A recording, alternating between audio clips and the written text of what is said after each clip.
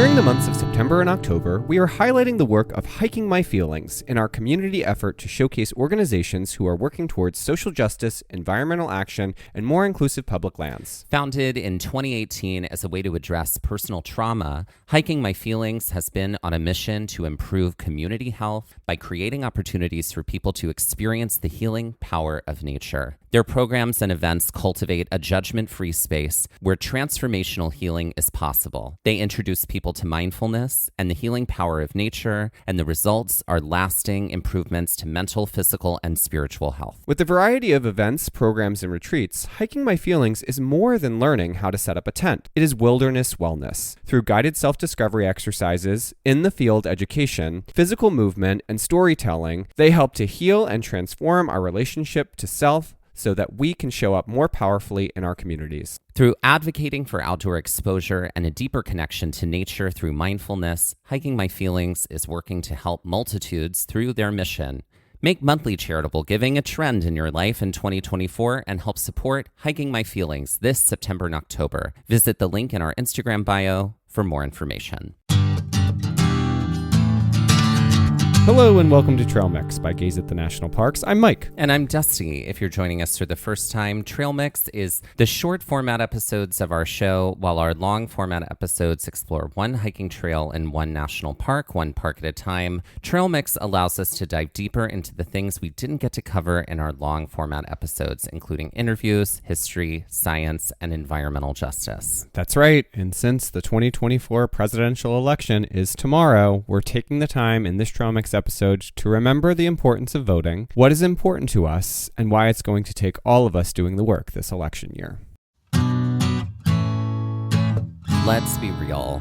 It's the day before the election. Many people have already voted. Or at least in their mind know who they're voting for. Exactly. Right. I know I've already voted. My mail-in ballot is already in, even today as we are recording this. Oh, really? Really. Oh, yeah. I didn't know that. Mm-hmm. You're not voting in person? I had signed up for a mail-in ballot during lockdown, and I just sort of kept it that way. Oh, okay. Yeah. And so now they send it in, and I just drop it in the mail on my walk to the gym. Oh, Even though I interesting. live a block from my polling place, I have voted in person before, but with my county, they now assume that everybody's going to be a mail-in, and if they're not, you have to go in and mark it off or something like that. Interesting. And then you can show up in person. I didn't realize you were a little mail-in gal. I guess we didn't I talk about am. that because I go in person. What about you? What is your method? So I did a mail-in ballot for the 2020 election because we were in still major height of the pandemic then. But I've been since 2022 voting in person and just going in person. Yeah. There's something nice about actually being able to do it in person, and it does feel it's definitely a part of your civic duty. I think more people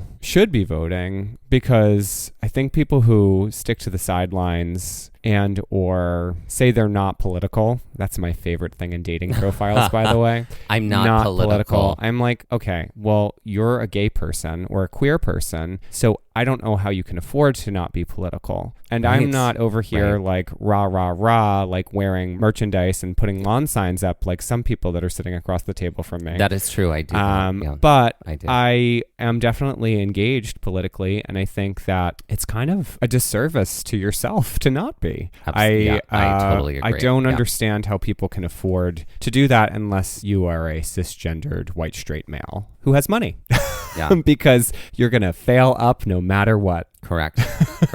And I just want to say this. There was definitely a time where I was like, who are these queer or gay Republican people? I want to talk to them. And you know what? I don't anymore. No. I just don't anymore. I don't understand you. I don't get it. You go do you, sis. But I'm sorry. That's that's feels, like rooting for the iceberg to hit the Titanic. Right. It just feels like I'm Or vice rooting for versa. your enemy. Yeah. You know what I mean? Yeah. At this point in time. Yeah. It's especially with things like Project 2025 Right. that just want to take us directly into Gilead. That is that cites so many times exactly what they would do for queer rights and protections. Right. And women's rights and protections. Right. It's unbelievable. I don't know how it started. Correct. I mean, I voted my rights away. literally. I choose to go with people who know the wrong way. Really? Look at you. I'm so proud of you. Yep. I mean, you have your Parodyings. parody writing is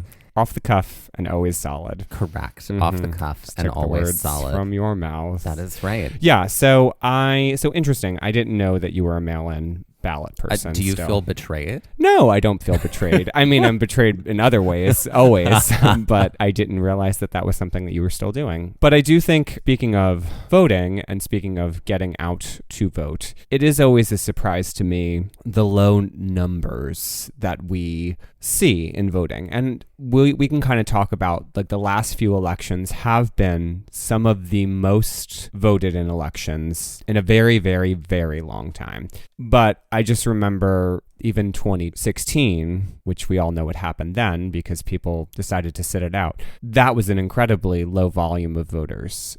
We have since seen in 2020 and 2022, those numbers spike pretty highly as far as people who weren't voting to make a vote. And I think, I can speak from personal experience in that my brother, who is a few years younger than me, was not registered to vote. And I had to have a sit down with him in 2020. And I was like, I need you to do something for me and I need you to register to vote because it's very important. And I think a lot of people feel like, well, sure, that's an easy civic duty, but then I have to do jury duty. And I'm like, you know what? Just get over it because it's what it is. This is part of living in a society and part of being a member of a community is having to do things that enhance and better the community. And if we decide to sit out, then you don't really have a say and you can't really complain is really what it boils down to. Right. So obviously this is not an episode where we're changing hearts and minds here because, again, most people have decided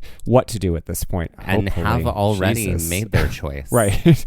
Right. Let's be clear. We will always stand in the camp of women's reproductive freedom. Right. Always stand in the camp of equal rights for those who are a part of, especially our community. Yep. Our community. Trans folks, queer folks, gay, lesbian, bisexual folks. All of those members of the queer community who deserve rights and protections. Sure. Also, we firmly stand and believe in gun control and general kindness. Yeah. Yeah. And lack of conspiracy theories. And lack of conspiracy theories. And also, tax the billionaires. Good God, I'm sick of, I have had it. I'm taking a page from Angie and Jen here, but I've had it with taxing the middle class when the billionaires need to pick up the pace here or pick up the lot of what we've been sort of shoveling for so long as the middle class. And there are plenty of billionaires who agree.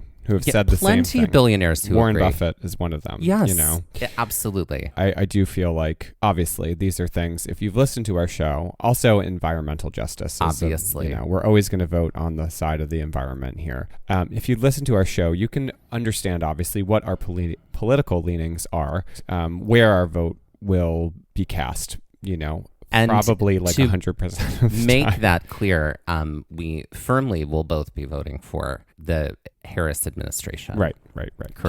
Correct. I think when we think about this election, we always talk about a lot at stake.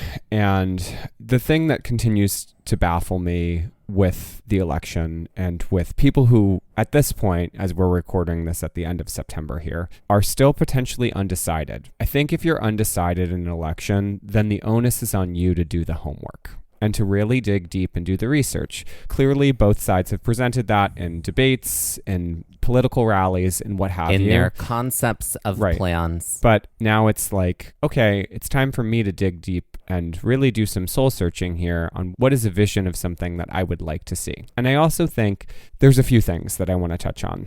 I think it's naive to believe that all campaign promises are going to come true. Totally. I think that a campaign promise is more of should be like a campaign wish list. There are a lot of things that are out of control of the person who comes into power based off of Congress, based off of Supreme Court decisions, based off of what have you. But I think if you can kind of look earnestly at what the promises are, and if those promises are there to support others and not to restrict others' human rights, then I think you can kind of make your decision very easily, unless you're against human rights. And some people, I guess, are. Yeah. Again, it kind of baffles my brain in that way. When we think about a lot of policy that's coming from the other side of things, there is a continued amoral presence of how human rights should be doled out. And a lot of that comes on the heels of, or riding the coattails of, what people believe to be good Christian faith. And so I'm going wide here, folks, so strap in. We're here, we're listening. I do feel like when you take a look at, and you really want to use if you want to use the Bible as a tool in your life to live by a code of something that was written over 2,000 years ago, fine. But I do feel like you are egregiously missing a lot of the messages of that Bible, specifically a lot of the teachings of Jesus and his faith, when you work to tear others down, when you work to restrict others in the way that they are leading their lives, because there's no other way for them to do that. Justine and I can't flip a switch and not be gay. It's who we are. It is exactly who we are. So a person of color cannot turn a switch and suddenly become another race or another color.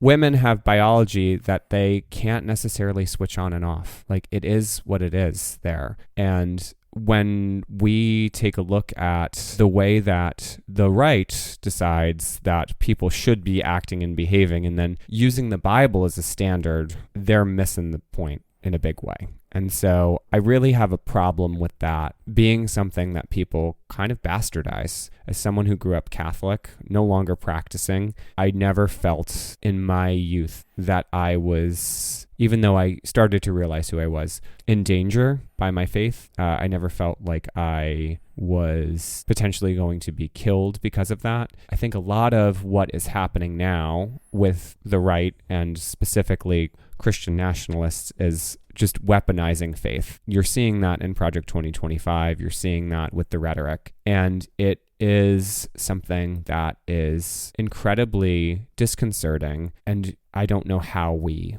pull back from that, because there's a lot of sway and a lot of hate on the other side of the aisle. And I would love to be in a world where the discourse, which is a discourse that we grew up with in the 90s, was very different in the way that Democrats and Republicans were separated. There was less of this increasing animosity and divide. There were divisions, but they weren't as destructive as they are now. To pick up on something that you just said, when it comes to religion and politics, obviously we live in a country that is the separation of church and state. While I'm sure there are some Christian, most likely Christian nationalist folks who would believe or who might say something like, well, I don't necessarily believe in that. It doesn't matter if you believe in that or not. That is the law of the land, is that we have a separation of church and state. And the thing that I think is kind of like the most egregious thing I've ever seen politically, it was that handshake between Ronald Reagan and that Christian evangelist person. Jerry Falwell, maybe? Yes. Yeah, okay. And because what that did was that sort of said, here we have a whole population of people who believe that in order to be a good Christian / be a good person, I have to just blindly follow the teachings of Jesus Christ and the Bible and the church in order to be a good person. And so there's a lot of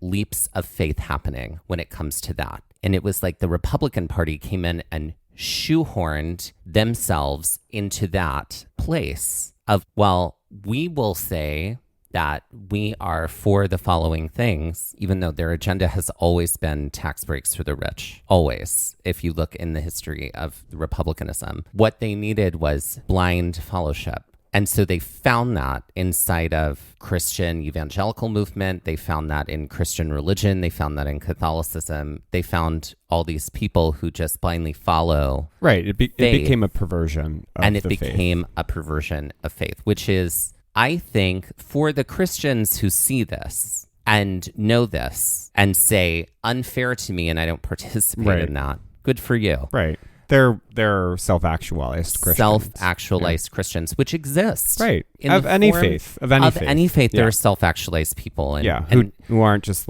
blindly following the leader. Correct. Here. And there's nothing wrong with having a faith practice. No, at absolutely all, not. At all. And in America, that's one of the rights that we have is the freedom of religion and the freedom to Or from it. right. to worship or not. And Right. that's the point. Right. And so the way that was manipulated and perverted into like a political campaign was really gross. Yeah.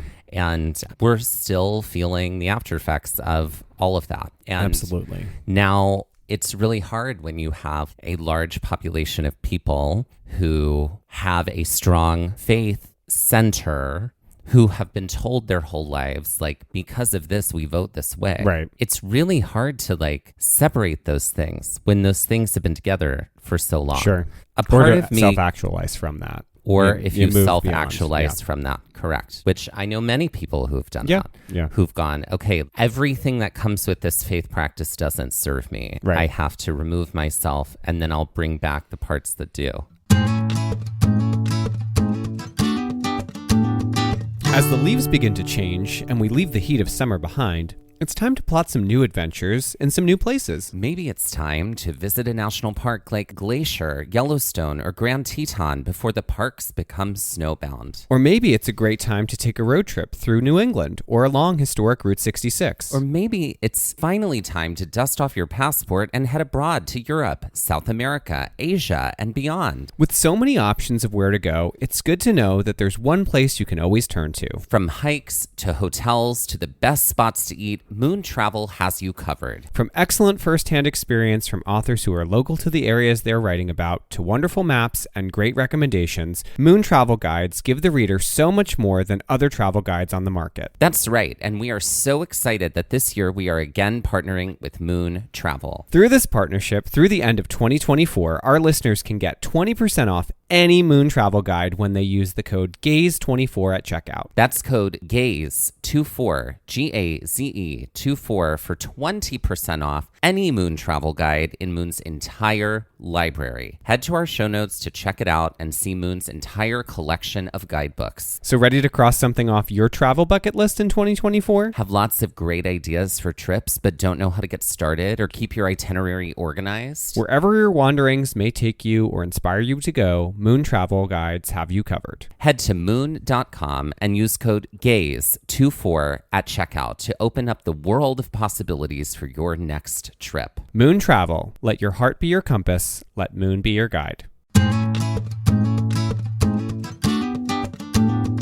Hey y'all, it's Dusty and Mike with exciting news. That's right. It's our episode finder. It's all about making finding our episodes even easier. Want to find more episodes about hikes in Shenandoah with over 10 episodes across 2 separate seasons? It would have involved a lot of scrolling and searching. Now, with our episode finder, you can find all those episodes with a few easy clicks. That way, finding an episode on Yosemite from season 1 is just as easy as finding an episode on Zion, Yellowstone, and Haleakala, all in separate seasons. With over 275 episodes in 35 different national parks, our episode finder will add ease when finding out more about hikes in these spaces. But it's not just about hikes by national park. We've categorized our entire library so you can find hikes by state, hikes by terrain, and hikes by difficulty. And all of our Trail Mix episodes are there too, so you can easily find our science-based episodes, interviews, and more. Planning a trip to Colorado and want to hear more about our adventures there? Want to grunt it out on some really tricky trails or learn more about glaciers, grasslands, and mountains? Just click the link in our show notes or on our Instagram bio, and it pops right up. You can also head directly to our website and look for the episode finder at the top of the navigation bar. Conquer one hike in one national park, one park at a time, with just a few clicks with our episode finder. Happy trails! Let's talk about the environment.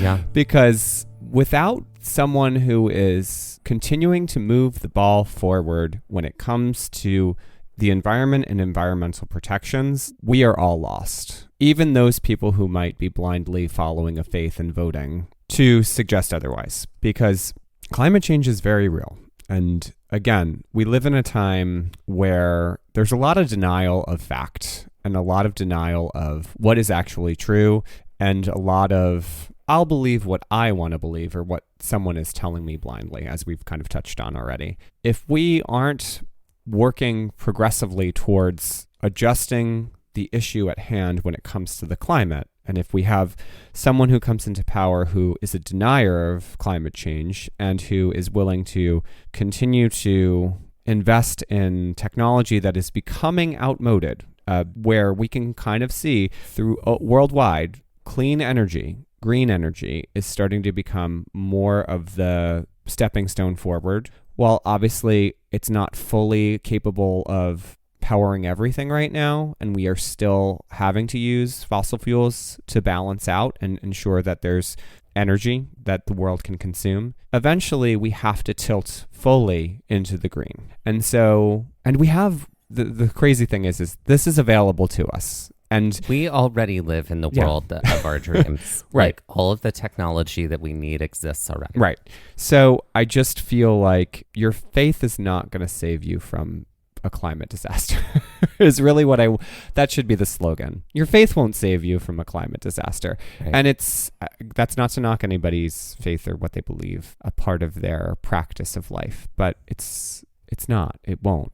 And sure. Can I add something to that? Yeah. Which is like all people, including all people of faith, have been blessed with brains and thinking and the ability to process information and the ability to see the truth and work toward that truth.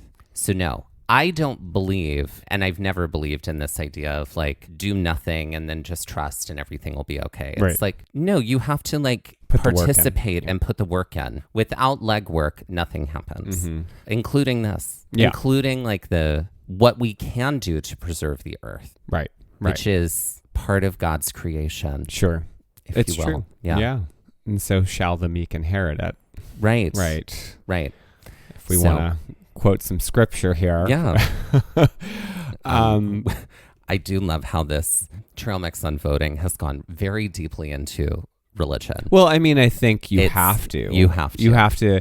And you have to understand that it's unfortunately very tied in together, as you were saying. There's like, how do you separate that? And how do you work to do that? Yeah. I also just feel like when you think about the environment and think about things that have happened recently based off of Supreme Court decisions, based off of 2 seats of the Supreme Court that were wrongfully appointed or unfairly appointed, I guess is what I'll say, considering Merrick Garland's seat was a whole year out from the election. I will never, ever forgive Mitch McConnell for that. And also Amy Coney Barrett's. Yeah. When not fair. Ruth Bader Ginsburg passed away a month before the election. That's right. I do feel like when you see the Chevron doctrine being overturned, which gave a lot of organizations within the government to essentially do what they needed to the Chevron document was in place, I believe, since the 80s, 70s or 80s. I could be wrong about that. Sorry. I don't have the information in front of me right now. But that allowed government agencies to basically be the experts where the courts couldn't be the experts on something. And so much of the EPA now and the work of the EPA is being undone. There are a lot of things that have now become deregulated, I guess is the best way that I can say it, which is also something that our friends in the Republican Party enjoy doing. Friends is a term that I use incredibly lightly. Or incredibly generously. That have started to we're starting to see the repercussions of that. So I do feel like if you are someone that is consciously hoping for a better future for yourself or for your children, then I don't understand how you're not considering that in this election and looking at the issues on both sides and where they may fall, because that is something that is incredibly important, as a show where we talk about the national parks most of the time.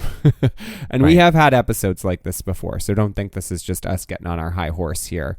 We've definitely talked politically before. We've talked about the election before, in 2020. But I just feel like for a show that very environmentally centered, if we can't talk about that, if we can't talk about our queer rights and the rights of people that we care about, women, people of color, what have you, and we can't talk about the environment, then we're doing a disservice. This Absolutely. is something that is so incredibly important here. This is also what I want to say is the reality of this is, call me an establishment Democrat, I don't care. But if my car is broken, I'm going to bring that car to a mechanic to get it fixed. I'm not going to bring that car to a coin salesman or a Bible salesman or somebody who's selling watches. What's that? A zoologist. Correct. I'm not going to bring my car there because they don't know what to do with that. Right. I'm not going to do that because I'm not putting my car, something that I've invested plenty of money in, something that like I need to depend on, into the hands of somebody who does not know anything, has no clue what to do with it. I'm just not going to do that. Sure. That is like a level of chaos and insanity that I don't choose to ascribe to. You know what I mean? Like, I'm not going to go like, well, what do you think is wrong? Maybe, do you want to like place one of your coins inside of the engine and see if it fixes it? No, that's not going to fix the car because this person has no experience fixing cars. So same, like I could use this metaphor, like if I have a cavity, I'm going to go to a dentist. I'm not going to go to a coin salesman. You see what I mean? Like, I do. The coin is not going to fix my teeth. I was slow on the uptake originally. Right. But yeah, we have in this election, regardless of whatever your opinions are about anything, what we have is a bankrupt coin Bible watch salesman who has repeated failing businesses, who was fired by the American people, and who's been indicted. Who has been indicted as a criminal and is liable for sexual assault. I could go on and on and on. And then we have an elected official who has served in every branch of government for years and is incredibly well respected and is incredibly good at their jobs. Right. All of the jobs that they've held. Right. So personally, I think it's a no-brainer. Right. Which is why I'm a little bit like, I have kind of had it at this point. If you're still an undecided voter, I do kind of feel like it's entirely for attention. Right. At this point in time. I The other thing I want to say is that this is why we have private ballots. You technically never have to tell anybody who you're voting for. I was phone banking for the Democrats about a month ago, and this woman answered the phone and she was like, yeah, I do want to talk to you. And she like ran into a closet and she was whispering and she goes, I want you to know that I am voting for Kamala Harris because I cannot vote for him ever again, even though everybody else in this house is probably going to vote for him. I cannot do that, and I won't be doing that. She was a voter in Georgia. Sure. And so that's what I'm saying. Yeah. Like, you have your vote, and that's entirely yours, and you can say one thing and do another here. Sure. And I hope the thing that you do is the right thing. I do want to take a minute just because anytime one talks politically, I do feel like it's worth it to note the positives and the negatives, or the failings and the successes. I know that one thing that is holding a lot of people up with this election, and specifically young voters, is what's happening in Palestine. And God, this could be a whole podcast on its own, and I'm sure millions of people are doing this right now in their own way. And this is not the most comfortable water to swim in because there's a lot happening and it's very loaded. I think that both of us absolutely don't agree with the way in which things are happening in the Middle East. No, not at all. I understand the disappointment and the utter disbelief that this is still happening and the egregiousness of everything that's going on. I feel like some people are saying, well, I'm not going to vote because they aren't doing anything, or I'm not going to vote for them because they're not doing anything, or they haven't done anything. But I also am like, well, look at the alternative. Yeah. What is our alternative here? The alternative here? will And really do anything. I think that when you are better equipped to fight for the change you want to see in an administration that is going to continue to allow people to protest, allow people to have dialogue, allow people to be critical of their administration and what they're doing. And again, if we look at things in Project 2025, that's not something that you're going to have the option for. Right. Right. And I know that there's been a lot of distance placed between this administration that wants to come to being again, and Project 2025. But it's all total BS. All total BS, Yeah. that distance that they're trying to place in between them. Yeah.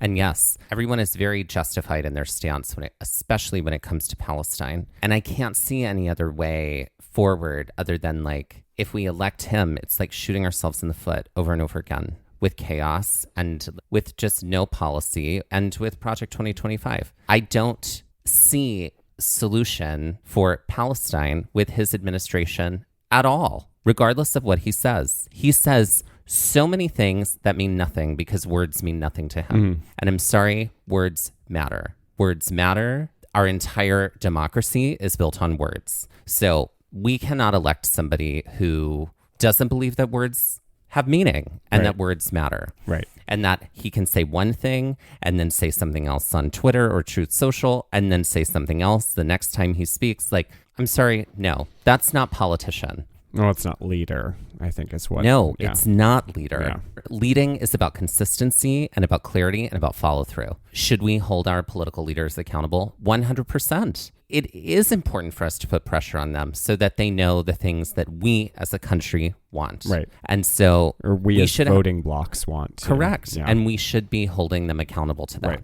Right. I think I would have more respect for the Republican Party, and that's a big statement, if they could put a candidate up who actually was coherent, who had ideas that they could name instead of concepts of ideas. Correct. Plans, real plans. They could work towards perhaps becoming a little bit more moderate in their stances on things, because I do feel like the swing it's incredibly right with the rhetoric and everything. Oh, yeah. And I do feel like we have to, on both sides, come into more of a middle grounded space within reason. There are some things that should absolutely be absolutes and real, human rights, environment, things, solving these issues that are happening worldwide.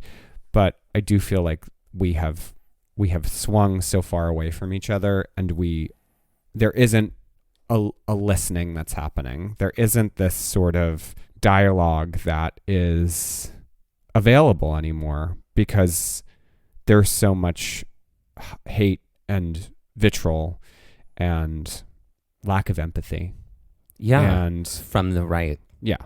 And my thing is, yes, I agree. I understand. But also, like, there needs to be a lot of responsibility and a lot of accountability taken, especially to the community groups that they have been literally shitting on and like scapegoating right and left. Well, I think what happened is the genie was let out of the bottle, and no one wanted to put that genie away. They were just like, great, let this rage genie just do its thing. Yeah. The concern I have is, I don't know if that group of people, that voting block of people, will take the time to self-actualize, because right now they're sort of just sitting in like a genie smoke of hate and like, letting that guide everything. So yeah, that's my concern.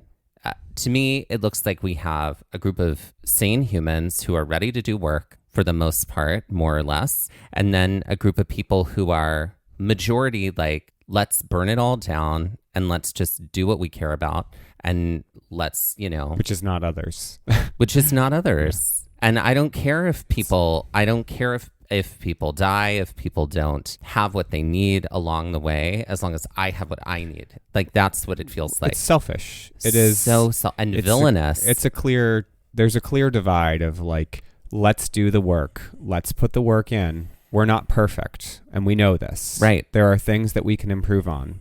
It's growth mindset and it's fixed mindset. True. That's absolutely, like, if you look at that, and it's like, no, I'm just going to sit here and stew. Here's my thing is like, at this point, I'm a little less interested in being told like, oh, the bully on the playground pushed me down, hurt me, and took my stuff. And then when I go tell the teacher about it, she's like, well, the two of you need to work together. It's like, no, I'm sorry. The bully needs to have a moment of total self-actualization and some isolation away from everybody and maybe stop participating on the playground for a little while. Then maybe we can talk about them coming back. But that's sort of what I feel like when it comes to the Republicans right now, is I feel like they're just like bullying and they're hateful. They don't care and they laugh about how much they don't care. Right. Which I know is not everybody who votes Republican. Right. And that is mostly the like extreme MAGA folks. But like, that's what is being represented here. Right. And it's obviously very concerning. And we have no place in our government for that. No. So obviously, this is a very heavy subject in a lot of ways. It's a subject that people shy away from, don't really want to engage in. But I think unless you can actually talk and have, and actually vocalize what's happening and talk about it, nothing is going to be solved. Like if you can't talk through this and understand it, if you can't intellectualize what's going on and really just dig into everything, then we're going to be exactly where we were 8 years ago, which is not a place I think anyone is interested in being in. I think the only way forward is if we realize that there is one party that is interested in investing in the future of America, as opposed to a party that's looking to cast the country back 50, 100 years into the past. And real quick, everybody, as of 2024, there are 239 million eligible voters. And this includes people who are 18 and older, who are registered and unregistered. So, typically, people turn out at about 67 to 70% to vote, and we could do a whole lot more this time. Some quick highlights that I think are important to remember. This is from Pew Research, who did like a whole study on voter turnout and data.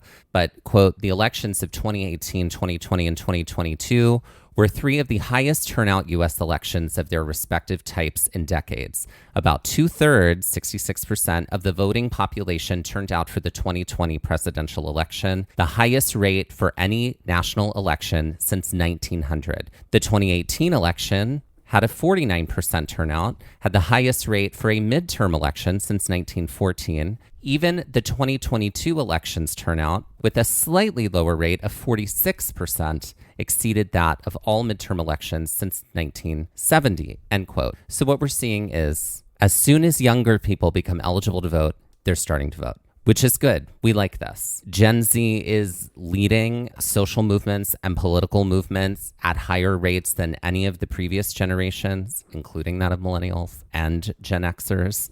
In this presidential election, 40.8 million members of Gen Z will be eligible to vote, including 8.3 million newly eligible young people to vote who will have like aged into the bracket of voting age since 2022.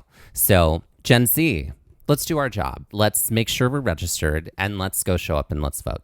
As well as our fellow millennials and the Gen Xers and the boomers too. And the generations above that, we will see you at the polls. We will together sit together and watch the results.